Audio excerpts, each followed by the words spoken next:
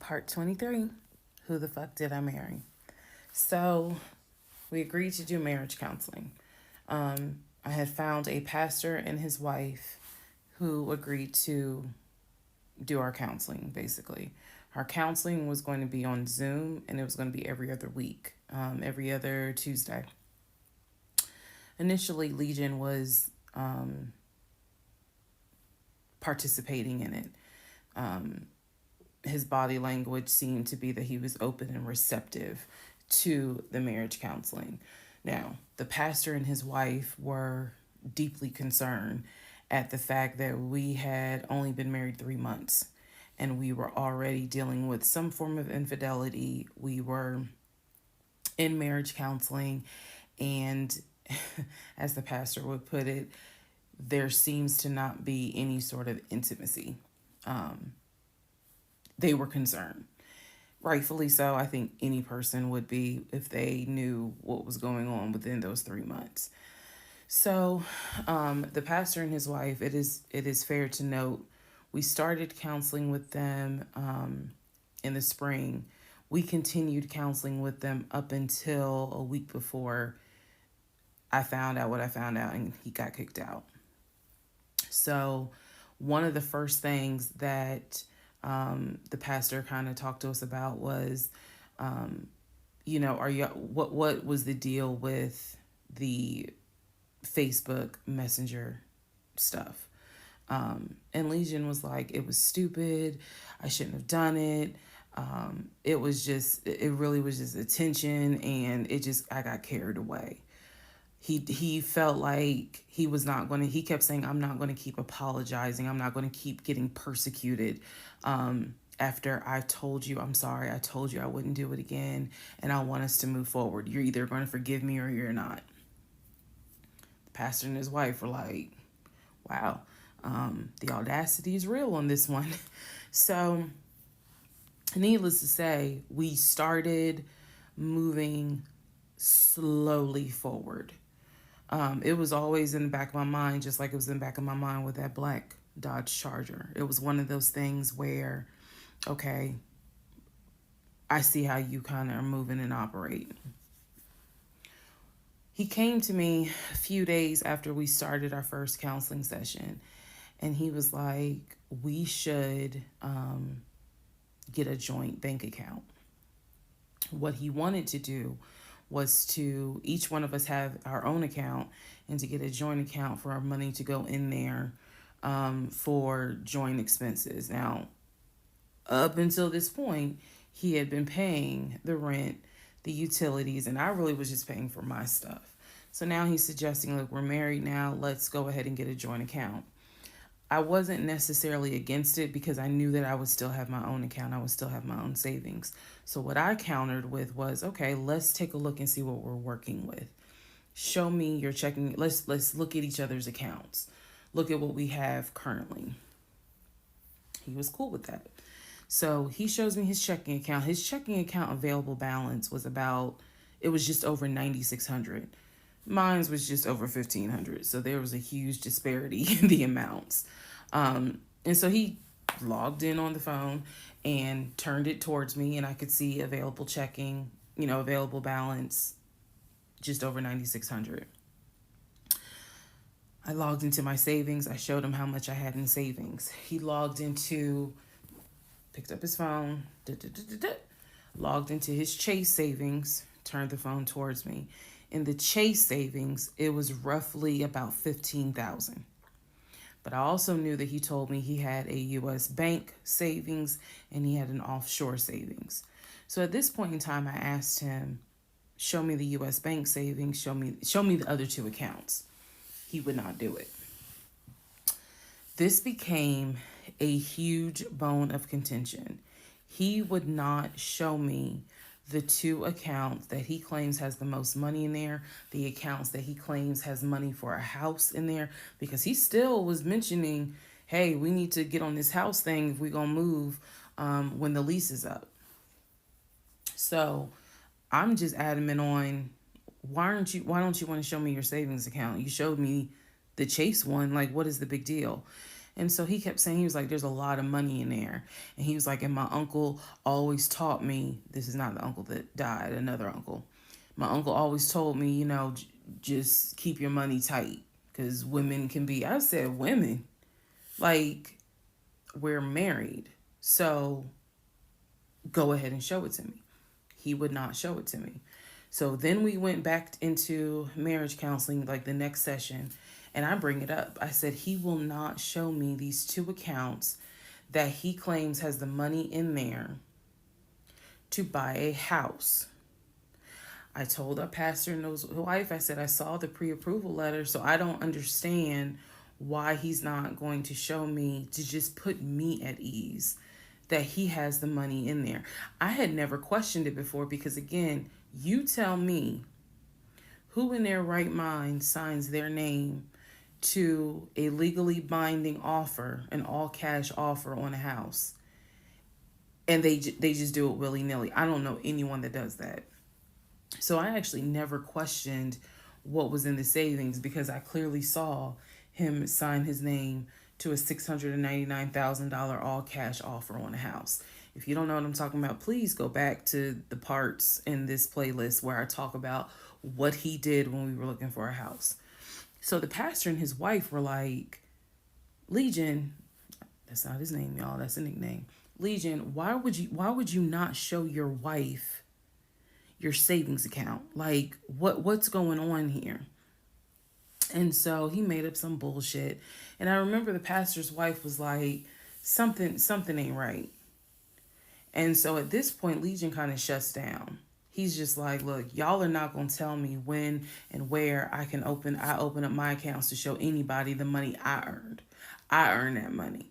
I earned that money by playing football, blood, sweat, and tears. He went to this whole Denzel Washington monologue about how he earned that money, and no one is going to come in and tell him that he needs to open up the account. So then he starts talking about the ex-wife and how she tried to get money from him in the divorce back when they were in California. So now the pastor and his wife, their red flags are just like, whoa. So much so that the pastor's wife said, and I will never forget this, she said, I don't think you all are going to make it to January. What she was talking about is, I don't think y'all are going to make it a year. And I really, truly was like, we're going to make it. Like, of course we're going to make it. And she was just like, I don't have a good feeling about it. And so Legion's all defensive. He at this point, he's folding his arms and because remember, we're on Zoom. He's folding his arms and he's just like, I'm done with this. Like, I'm not going to get attacked because I'm not comfortable showing you the amount of money that I have. Money changes people. And I'm not comfortable. So he's playing that victim card. And so the pastor and his wife were like, we're still going to help y'all as much as we can. But so he was like, I'm not comfortable. And basically the pastor and his wife were like, look, we'll help y'all as much as we can. But there's some deep issues here. And, this is what they advised us. Had the two of you came to us for premarital counseling, we would have told you, do not get married. Y'all should not even be together. That is what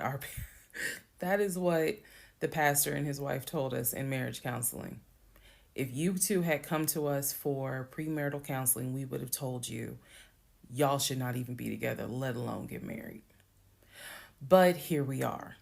So we will help you guys as much as we can. But the pastor's wife was like, I don't have a good feeling that y'all are going to make it a year.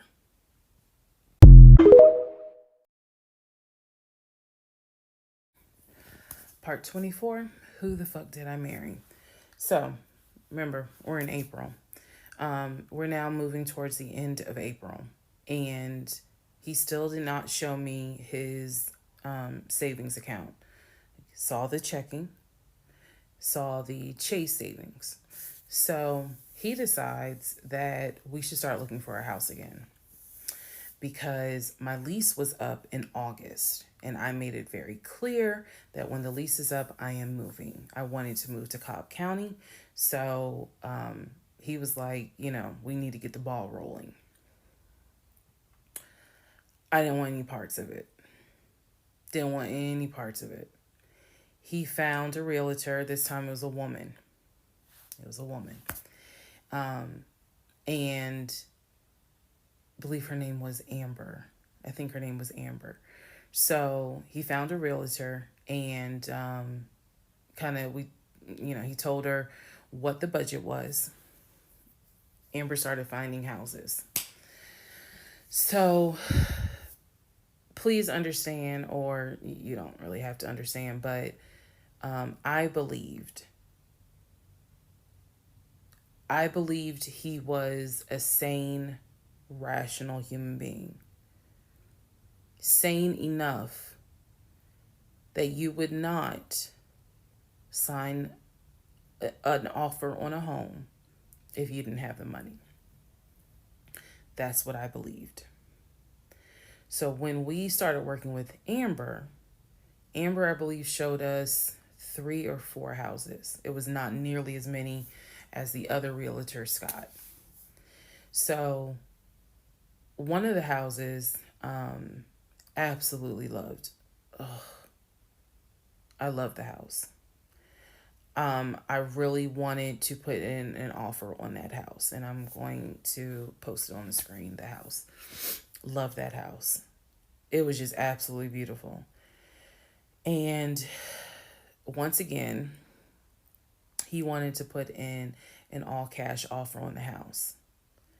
But before he could put in he had told Amber, I want to put in an all cash offer. And what Amber, the woman, was smart enough to say is, okay, let's just go ahead and take it one step at a time. Let's go ahead and get your pre-approval stuff together. She said, I work with a great lender who, if you're not already pre-approved, he can get you pre-approved, no issues. And then if you want to do an all cash offer, then we'll go ahead and get the proof of funds together so that way we can submit it all with your offer. Jesus. Y'all already know what happened because you remember what happened on the last house with Scott. Basically, Legion was like, well, I can get you whatever you need. That's fine. But I really don't want to submit proof of funds unless they accept the offer. Amber, and I don't know where she is. I don't even know if she'll ever see this video. Anyway, let me keep going and I'll explain why that woman has a special place in my heart. So Amber was like, I totally understand, but this is how we're going to do it. I'm going to need that paperwork, okay? And we'll submit it with your offer. She just simply was like, yeah, this is how we're going to do it. And so he did not submit the paperwork when she had asked him to. And I remember I was driving to work and I stopped at the Quick Trip on Upper Riverdale Road in Riverdale, Georgia. And Amber had called me. It was in the morning. She had called me. And I believe with all my heart that Amber knew something was up, but she also knew I did not know what was up. So she called me and she was like, I just don't understand. Like, if he has the paperwork, like, you can submit the paperwork. But the issue was the Chase paperwork that I had was from a year prior. So my understanding was that it pretty much was no good at this point. So she said all he has to do is just email it to me or take a picture of. She was like, I just need to know that he's able to back up his offer. And I said, I totally get it. And she was explaining some stuff to me. She was like, he needs to do X, Y, and Z. And so I said to her, I remember I said, I don't know what's going on. I said, I'm going to get down to the bottom of it, but I don't know what's going on. And so let's put a pause on this whole thing. Let's put a pause on looking at houses. Let's put a pause on getting his pre-approval letter, because I'm not sure what's going on. And she got quiet and she said, okay. I said, and I know this sounds weird. And she said, no. She said, that is actually very smart. She said, do your research. And if I can be of assistance, call me. She said, whether you buy a house with him or you buy a house on your own, I will be more than happy to represent you. I don't know where Amber is today, but that one sentence, I felt like just woman to woman, she was basically telling me something ain't right. Baby, something ain't right. And now you need to open your eyes. I'll be more than happy to work with you. If y'all get your shit together, I'll work with both of you. But whether you buy a house or not, do your research and then let me know what I can do. That was our conversation at the Quick Trip on Upper Riverdale Road. So I got off the phone. That was the last time that we worked with any sort of realtor. That was the last time that we looked at any sort of house. And I don't remember exactly what happened after that, meaning that day. I do know that when I went home, I simply told him, I don't want to look at a house right now. I said, I think it's okay if we rent. We'll just find a house in Cobb County and just rent for a year. And let's build, save some more money. Let's not worry about buying a house right now. And basically what I was trying to do was save face, because that was the first time with Amber that I actually was embarrassed at the fact that he and I, because I felt like I was complicit in the fact that I'm going to look at houses with him. I felt like we are wasting these people's time. I did not mean to waste your time.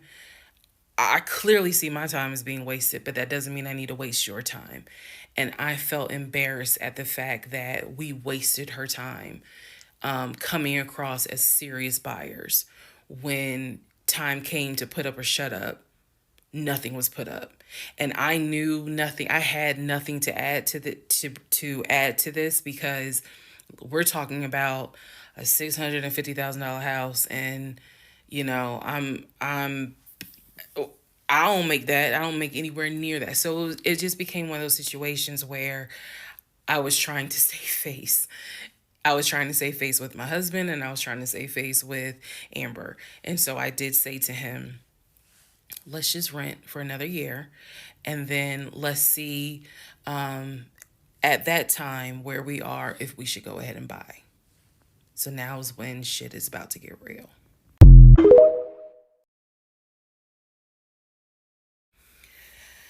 Part 25, who the fuck did I marry? So we weren't looking at houses anymore. We were not working with a realtor anymore. The end of April, I had decided that I wanted to look for another job. I did. The reason I wanted to look for another job is petty. It is. I wanted to look for another job because I was pissed off at the fact that I had basically was dependent on him to help with the car note. So I wanted to look for another job where I could afford life all by myself, including that car note, basically where I would make more money. I told him that I was going to start looking for another job. He laughed. And his exact words were, "You're not going to leave Georgia State Patrol." He was like, "I swear you love them niggas more than you love me." He laughed. So that fueled me even more. So I was hitting the pavement hard trying to find another job. I was applying to all kinds of places. Got a phone call from my current job. So this is how I ended up in my current job. Got a phone call. They had sent me an email with a background packet. The background packet was long and extensive, but in the background packet, it asked for my spouse's full name, my spouse's date of birth, and my spouse's social security number. So I showed it to Legion and I was like, I need your social because, I'm applying for this job. It's a great job. It's way more money. And, we're talking about moving anyway to Cobb County. So this, this is a God thing. He did not want to give me his social. I showed him the paperwork where I was like, look, because we are married, I can't lie on here. So help me. So he writes down his social security number on the background packet. And I eventually turned it in. I had scanned it, saved it in my email, and sent it in. And I looked at it one day, just going through it, just making sure I didn't really miss anything. All T's were crossed, all I's were dotted. And I looked at his social, and something about the social seemed different than the social security number that I remember seeing when we did our marriage license. And so for those who you remember in the previous part, I said I had ran his social security number from the marriage license. Nothing came back. So I thought that I had written it down wrong. Basically, what it is that the first three numbers were different on the background packet than what was on the marriage license. If you don't know this, here's a little trivia. Your social security number, the first three numbers, pretty much are dictated by the state you were born in the state that issued your birth certificate. So he was born in Pennsylvania. So the first three numbers of his social security number should be attributed to Pennsylvania.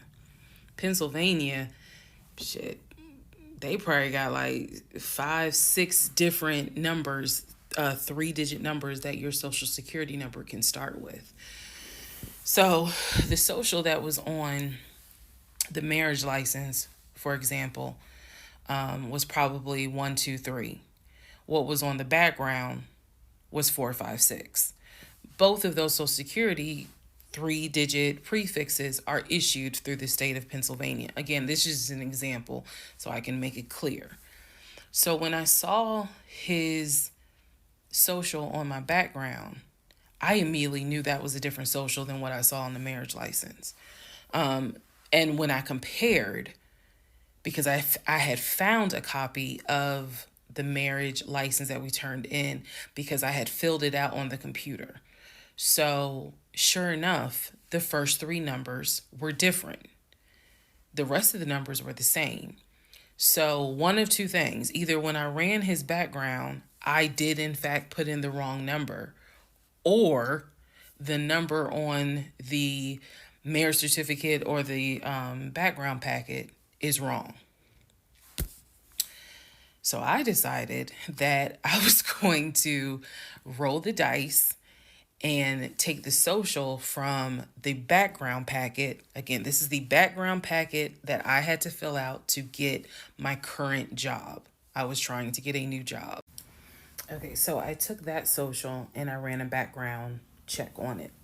What came back on this particular background was all the addresses that the social security number, I guess, had been attached to. So all of the addresses, the states were Georgia, Rhode Island, Pennsylvania. What I did not see was California. So I thought that was weird. I thought, okay, maybe this is not a complete background because clearly he went to San Diego State.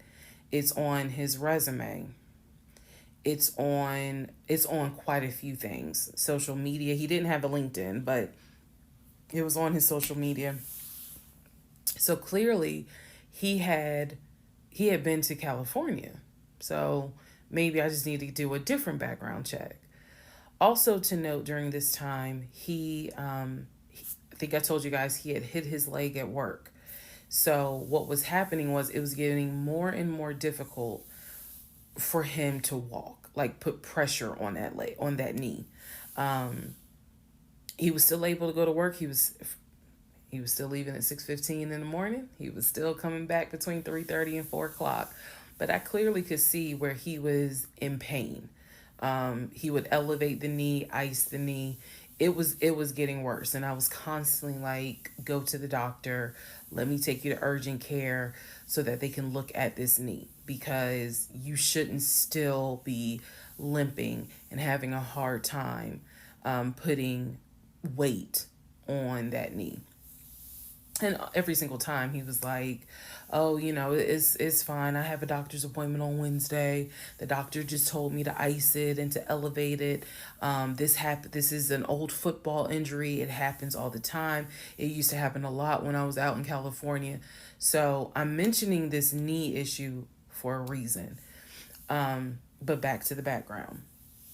So once again, when I ran the background the second time with the second social, it showed me states of Georgia, Pennsylvania, and Rhode Island.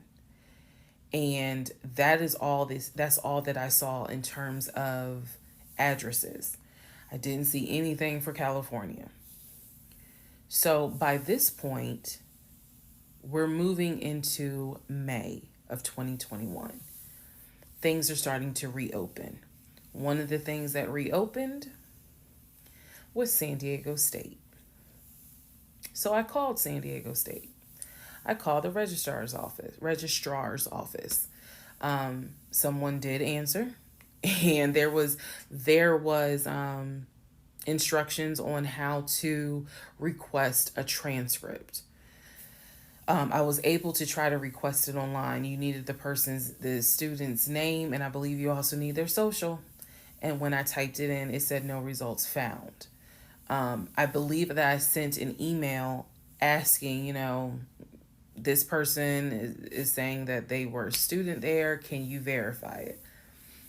The response I got was there were no records found with that social security number. So I'm like, okay. I asked him about it.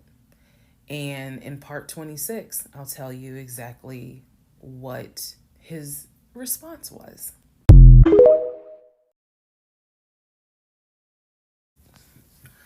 Part 26, who the fuck did I marry? So I asked Legion, what's the deal about San Diego State? He was like, what are you talking about? And I said, why is there no records of you there? It just came right out and said it. Without missing a beat, this man said, well, I was a private citizen. What the fuck does that mean? And what he said is that when he started at San Diego State, his father paid money so that, okay, it's important I say this with a straight face. His father paid money so that his name and social would not be publicized and he would be considered a private citizen. He said that he had a card where all he had to do was show the card. He does not have to give his name. He does not have to give any information because he had that card. He said so San Diego State would not have any record of him, but he was in fact a student there. I said, and you claim that you played football. He was like, I did play football. I said, so you're saying that the school did not publish your name anywhere and they were in violation of NCAA rules? And he was like, why are you asking all these questions? And I said, I'm just curious. I'm just curious. You're saying that you were a private citizen, but yet how were you in compliance with NCAA? if you were a private citizen, and they did not publish your name on any roster. So that was his excuse. He was like, all I can tell you is that I was a private citizen. My dad paid for it. Okay. So now I know that San Diego State has no record of him. Now I know that his social security number, at least the one that's on my background packet, only shows that only shows that he lived in Georgia, Rhode Island, and Pennsylvania. Okay. So at this point, the pain in his knee is getting worse. It's getting to the point where when he would come home from work, he would take a shower and immediately get in bed, elevate his knee. He was not even eating the way that he used to eat. It was getting to the point where at times, if you remember when I told you all about the miscarriage, they gave me pain meds because I had taken that pill. But the pain meds I was allergic to, so I couldn't take them. But I still had them. So the pain in his knee was getting to the point where he would take one of those pain meds just to get through the night. He was constantly in agony, constantly kind of tossing and turning, so much so that in May he moved into the guest bedroom because I couldn't deal with the tossing and turning thing. And he just said he was more comfortable there. So what at first was I hit my knee at work turned into, no, it was an old football injury. This has happened before. Turned into, it's painful for me to walk on it. Turned into, it's actually hard for me to work on it. But he was still going to work at 6:15 every morning and coming home between 3:30 and 4.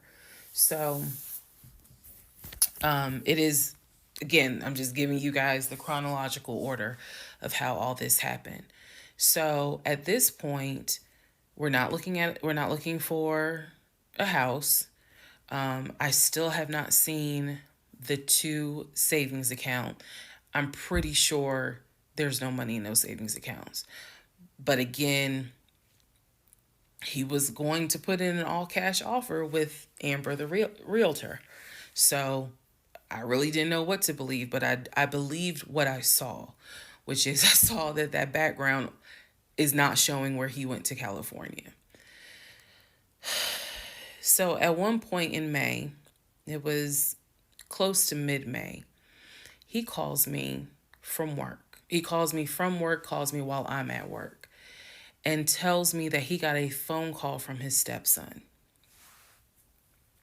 The phone call from his stepson, the stepson was crying and was just absolutely distraught.